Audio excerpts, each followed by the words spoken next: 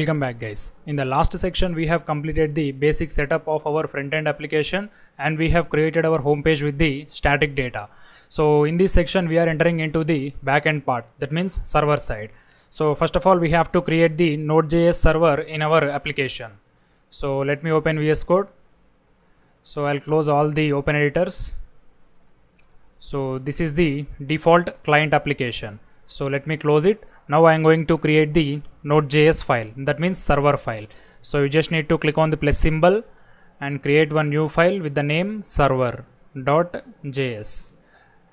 So this is the entry point for the backend application.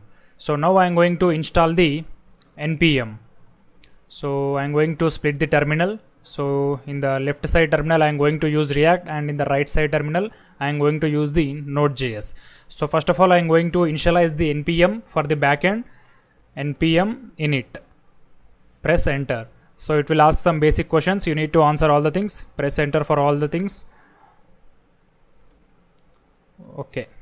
Here you can see we got the package.json file. That means our backend application created successfully. Close this. And now I am going to use the Express framework in our backend. You just need to write npm install Express. Press enter. So if you install Express, you will get the package log.json. Here you can see we got the package log.json. And now I am going to install the NodeMon server, which is used to restart the server automatically in Node.js. npm install NodeMon. Press enter.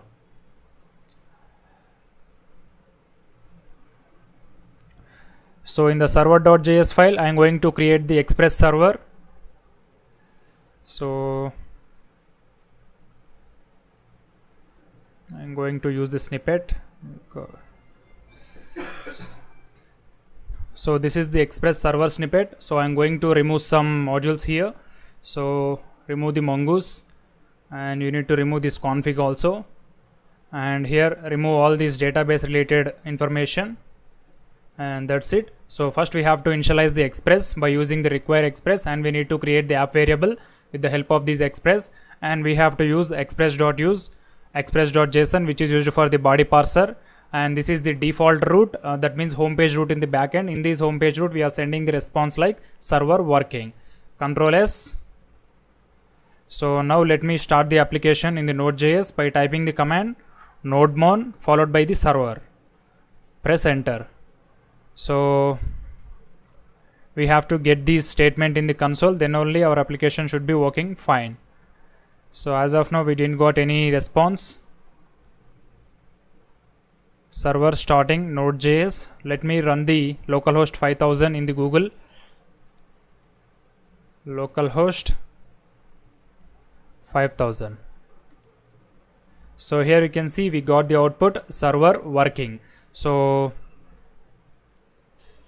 if you want to change the port number also, you can change it. So by default we got the 5000 for the backend port and 3000 for the front end React port. So if you want to change it, you can change it using the command. So here I am changing the port number as localhost 8000, and now I am going to hit the refresh button here. So here I am going to change the URL to the localhost 8000. So here you can see we got the server working. So if you want to print the port number also, you can print. So you just need to type port here, server working plus port. Refresh. Here you can see we got the port number 8000. So that's it guys. This is the way to initialize the backend application in our MERN pizza. So in the next lecture we are going to discuss about the database connectivity. Thank you. Welcome back guys. In the previous lecture we have discussed about the initialization and the setup of our Node.js server, and in this lecture we are going to set up our database in the MongoDB Atlas. So first we have to create the account in the MongoDB Atlas, then we have to connect that Atlas database to our local Compass, MongoDB Compass. So let me open the MongoDB Atlas website. MongoDB Atlas. So open the first one. So you might be having some knowledge in this. So now I am going to write everything from scratch. Sign up with Google. So already I have an account in for account. So this is my account. So if you haven't created account in the MongoDB Atlas, you can create it by giving the default your details. So this is my MongoDB Atlas homepage. So you can see this is the homepage. So we need to click on the collections to create the new database. So click on the connections. So here I am going to create the new database by clicking on this. Here you can see create a database. So click on it, and now we need to enter the database name. So I am going to write the database name as MERN Pizza, or you can write Shea Pizza also. So whenever you are creating any new database in the MongoDB Atlas, so you need to give one sample collection name. So I am going to write the sample collection name as users, because we have to store the users details in the collection only. So create. So you can see we got the MERN Pizza database with the collection users. So now we have to add this cluster in our MongoDB Compass, because every time we cannot open the Google Chrome and MongoDB Atlas to check the database. So we have to see this locally. So that's the reason we have to connect these to the MongoDB Compass. So to connect this, click on the overview. So here you can see at the right side we are having this connect button. You need to click on this connect, and here we need to you need to click on the connect to your application. So not this, here you can see this connect to using MongoDB Compass. We need to click on this third one. So then only you can able to connect that. So here we need to copy the this link, so which is used for connection purpose. So here we need to make some changes in the link while connecting. So at the last, in place of test, you have to write our database name, and here in the username we have to write your username. In the password you have to write your password. So if you don't know your username and password, so first of all copy this link and close this, and here you can see we have the database access.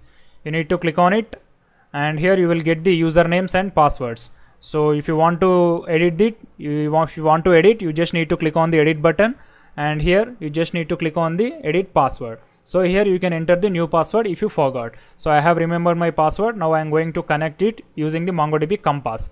So already I have copied the link. I am going to write MongoDB Compass.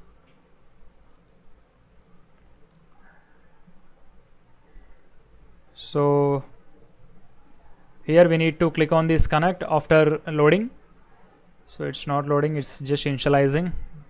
Let it initialize. Loading preferences.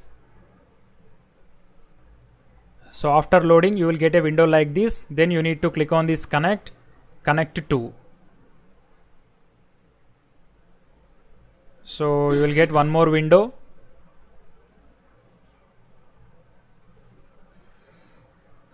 So here you need to paste the link that we have copied from the MongoDB Atlas.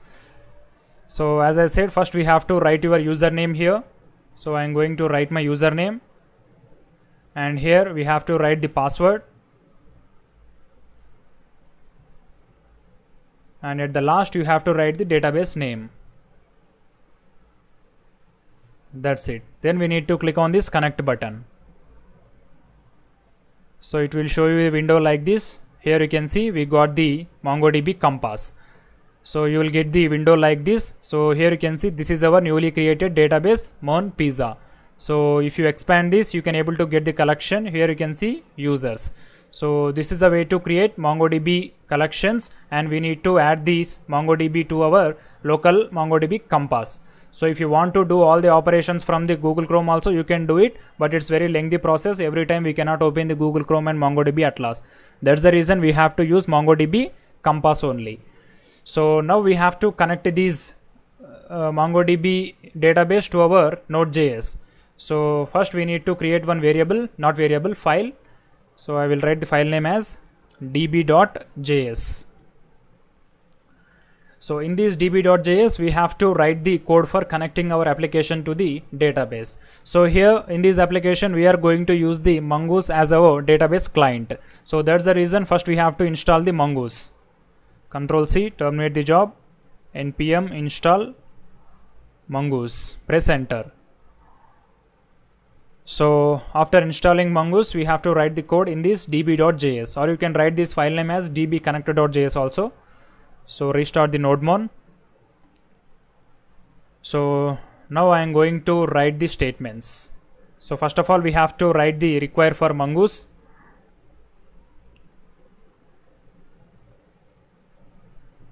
Require mongoose. So now with the help of this mongoose object, we can write the code for connecting our application to the database. So first of all, create one variable to store our MongoDB connection URL, where MongoDB URL mongo URL is equal to copy the link that we have, paste the link that we have copied. So here I am going to write the names, username and password. So while deploying the application to the production server, you need to maintain these variables in the process.env environment. So because this can be hacked easily if you write the variables in the db.js. So later we will write these variables in a separate file. So that's it. Now we are going to connect it. So you just need to type mongoose.connect. So in the first parameter, we have to write the Mongo URL, and in the second parameter, we have to write some properties. So use unified topology is equal to true, and the next one is use URL parser. So this is according to the MongoDB documentation. We have to write it, use URL parser true. That's it. So now we have to create one variable where db equal to mongoose.connection. So already we have connected it. You just need to store the result in this db mongoose.connection. That's it. So now with the help of this db variable, you can get the result whether the connection is successful or not. So I am going to write db.on.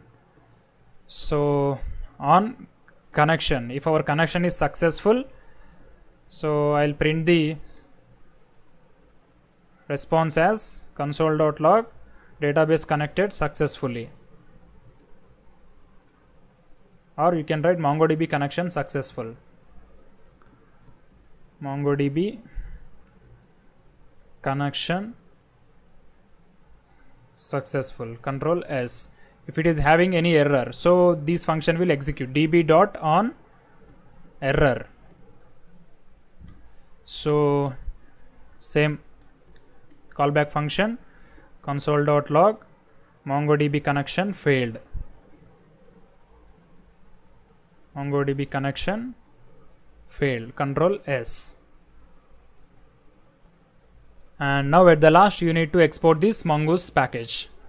Module exports is equal to mongoose. That's it. So now we need to import this db.js in the server.js file, because it is the entry point for our backend application. So you just need to type const db equal to require db, Control S. So here we didn't got any output in the console. So let me check the error. So open db.js. So we have used the MongoDB URL, and at the last you have to remove the test and replace it with the MERN pizza because it is a database. So mongoose.connect, it is correct. So db.on. So here we need to write db.on connected. So it's not connection, we have to write connected. Connected, Control S. Now it should work. So db dot, here you can see we got the output MongoDB connection successful. So we are having two methods in the db.on method. The first one is connected and the second one is error. So connected is the success function and the error is the failure function. And here we need to remember the main thing is, so while writing the URL, at the last you have to replace the test with our database name MERN pizza, because we have to write the operations in this database only. So that's the reason we have to replace your database with the test. That's it, guys. In the next lecture, we are going to discuss about how to add the static data in the MongoDB. Thank you. Welcome back, guys. In this lecture, we are going to discuss about how to add the static data that we have used in our homepage to the MongoDB. So already we are having the data in the pizzas data.json file. So not JSON, it is having in the .js file, I think so. So here you can see this is the pizza data.js file. So here we have to copy this data to the MongoDB. So here, before copying or before exporting this data to the MongoDB, first we have to make some changes. So whenever we are adding data to the MongoDB, here the both keys and values should have the quotes, that may be single quotes or double quotes. So here if you observe our data, here only values are having the quotes. So here you can see these name, variance, prices are the keys and these are the values. So for the keys we do not have any single quotes or double quotes. So that's the reason this file cannot be copied to the MongoDB. So I will give you a new file which is used for the importing data in the MongoDB. So let me open that file. So this is that file MongoDB pizzas.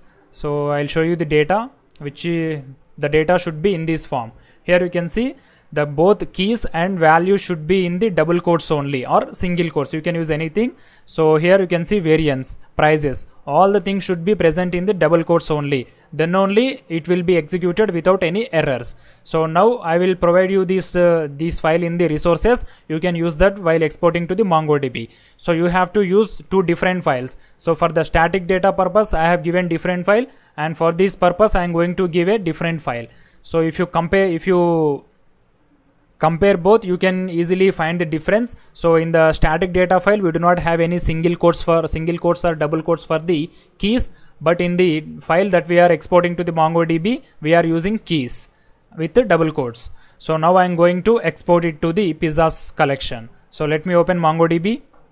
So let me open our database. So here I am going to create a new collection, pizzas, create collection. So here you can see we got the new collection. So here I am going to click on this add data button. Here we need to click on the import file. We need to select the MongoDB pizzas. So here you can see MongoDB pizzas. Click on open. So now we need to click on the import. Import completed. So there is no errors. Done. Here you can see now we got the details in the MongoDB. Let me expand it. So this is the first one, this is the second one, third, fourth, fifth, sixth. So if you observe the home page, we are having only 6 pizzas, and in the MongoDB also we are having only 6 pizzas. So here you can see for every object we will be having a MongoDB object ID. Here you can see this is the MongoDB object ID. Here also you can see, so for every object we are having a default ID that will be given automatically by the MongoDB.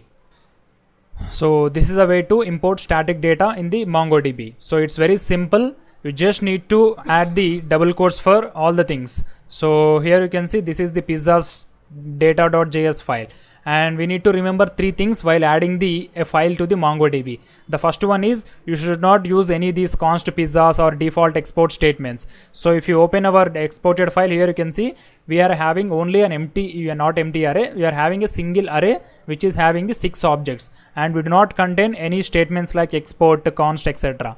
And every key value pairs must be in the double quotes only. So this is the rule while we export data to the MongoDB. But when we use this data in our application, you should the double quotes are optional. You can use double quotes or you can ignore it. Here you can see in our pizzas array we are not having the double quotes. But when we want to upload this data to the MongoDB, we should definitely use the double quotes. So thank you. See you in the next class. Welcome back, guys. In this lecture we are going to see how to create the model of our pizza. So already we are having the database with the pizza collection. So you can see this is the pizzas collection. So now with the help of these variables we can create the model very easily. So first of all, open our VS Code.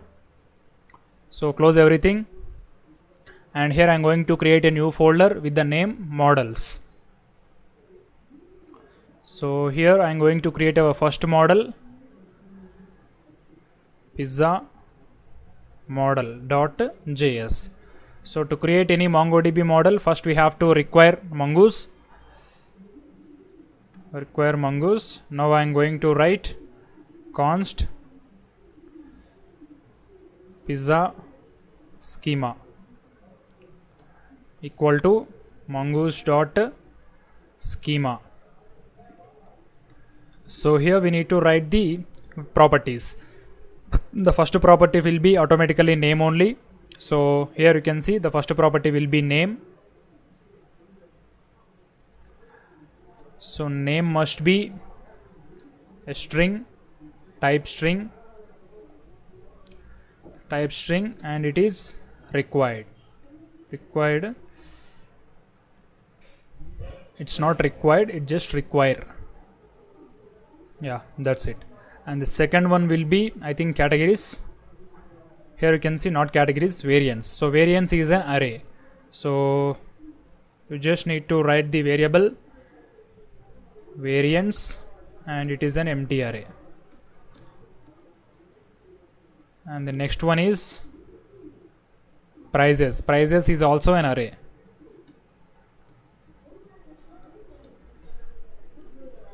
And the next one is category, image, description. All these are the strings with the required property. So category,